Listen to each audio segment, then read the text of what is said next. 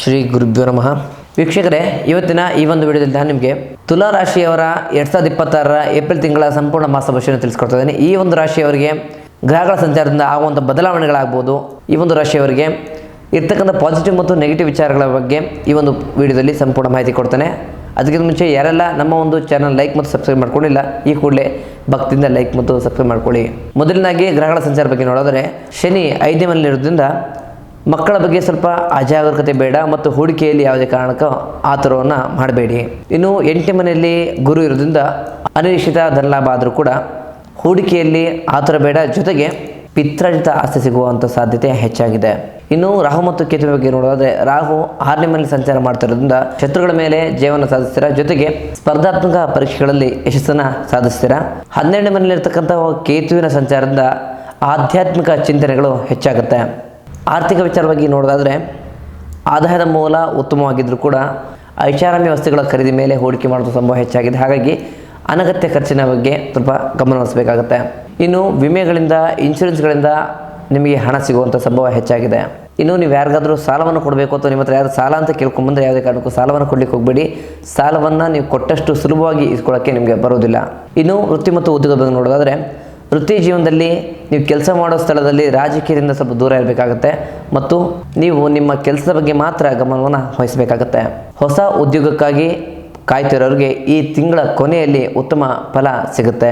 ನೀವು ಕೆಲಸ ಮಾಡ್ತಿರೋ ಸ್ಥಳದಲ್ಲಿ ಮೇಲಾಧಿಕಾರಿಗಳೊಂದಿಗೆ ಸಣ್ಣ ಪುಟ್ಟ ಭಿನ್ನಾಭಿಪ್ರಾಯಗಳು ಬರದಿರೋ ಥರ ನೀವು ಗಮನವನ್ನು ಹರಿಸಬೇಕಾಗತ್ತೆ.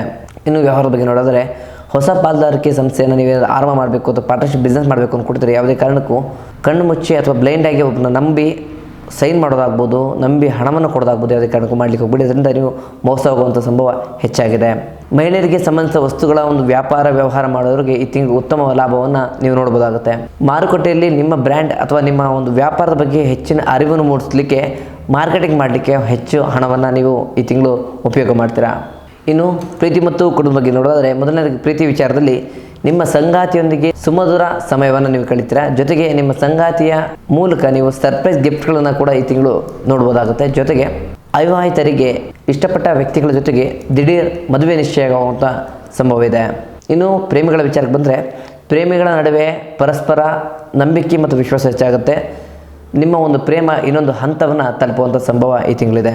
ಕುಟುಂಬದ ಬಗ್ಗೆ ನೋಡೋದಾದರೆ, ಮನೆಯಲ್ಲಿರ್ತಕ್ಕಂಥ ಮಕ್ಕಳ ಒಂದು ಕಾರ್ಯಕ್ರಮಗಳು ಮತ್ತು ಮನೆಯಲ್ಲಿರ್ತಕ್ಕಂಥ ಗುರು ಹಿರಿಯರ ಕಾರ್ಯಕ್ರಮಗಳು ಮನೆಯಲ್ಲಿ ನಡೆಯುತ್ತೆ ಮತ್ತು ಶುಭ ಕಾರ್ಯಗಳು, ಶುಭ ವ್ಯವಸ್ಥೆಗಳಾಗ್ಬೋದು, ಶುಭ ಪೂಜೆಗಳು, ಪುನಸ್ಕಾರದ ವ್ಯವಸ್ಥೆಗಳು ಮನೆಯಲ್ಲಿ ನಡೆಯುತ್ತೆ.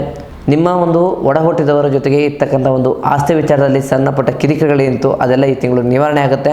ಗುರು ಹಿರಿಯರ ಸಮಯದಲ್ಲಿ ಇದು ಸಾಲ್ವ್ ಆಗುತ್ತೆ. ಜೊತೆಗೆ ನಿಮ್ಮ ಮಕ್ಕಳ ಒಂದು ಬಿಹೇವಿಯರ್ ಮೇಲೆ ಸ್ವಲ್ಪ ಗಮನವನ್ನು ವಹಿಸಬೇಕಾಗತ್ತೆ. ಇನ್ನು ಆರೋಗ್ಯದ ವಿಚಾರ ನೋಡೋದಾದರೆ, ಕಿಡ್ನಿ ಅಥವಾ ಮೂತ್ರಕೋಶದ ಬಗ್ಗೆ ಸ್ವಲ್ಪ ಹೆಚ್ಚಿನ ಗಮನವನ್ನು ಇಡಬೇಕಾಗತ್ತೆ. ಹೆಚ್ಚಿನ ನೀರನ್ನು ನೀವು ಸೇವಿಸಬೇಕಾಗತ್ತೆ. ಜೊತೆಗೆ ಮನೆ ಇರ್ತಕ್ಕಂಥ ಹೆಣ್ಣು ಮಕ್ಕಳಿಗೆ ತಲೆನೋವು, ತಲೆಭಾರ ಅನ್ನೋ ಒಂದು ವ್ಯವಸ್ಥೆ ಸಾಕಷ್ಟು ದಿನಗಳಿಂದ ಸಮಸ್ಯೆ ಮಾಡ್ತಾ ಬರ್ತಿರುತ್ತೆ. ಅದರ ಬಗ್ಗೆ ಸ್ವಲ್ಪ ಹೆಚ್ಚಿನ ವೈದ್ಯಕೀಯ ಚಿಕಿತ್ಸೆಯನ್ನು ನೀವು ಕೊಡಿಸೋದು ತುಂಬ ಉತ್ತಮವಾಗುತ್ತೆ. ಹಾಗೆ BP ಶುಗರ್ನಿಂದ ಬಳಲ್ತಾ ಇರ್ತಕ್ಕಂಥ ವ್ಯಕ್ತಿಗಳಿಗೆ ಆಹಾರ ಕ್ರಮವನ್ನು ಬದಲು ಮಾಡಿಕೊಳ್ಳಿಕ್ಕೆ ಅಥವಾ ಆಹಾರ ಕ್ರಮದಲ್ಲಿ ಕೆಲವೊಂದು ಅಚ್ಚುಕಟ್ಟಿನ ಶಿಸ್ತಿನ ವ್ಯವಸ್ಥೆಯನ್ನು ಮಾಡಲಿಕ್ಕೆ ಇದು ಶುಭ ಸಮಯ ಅಂತ ಹೇಳ್ಬೋದಾಗುತ್ತೆ.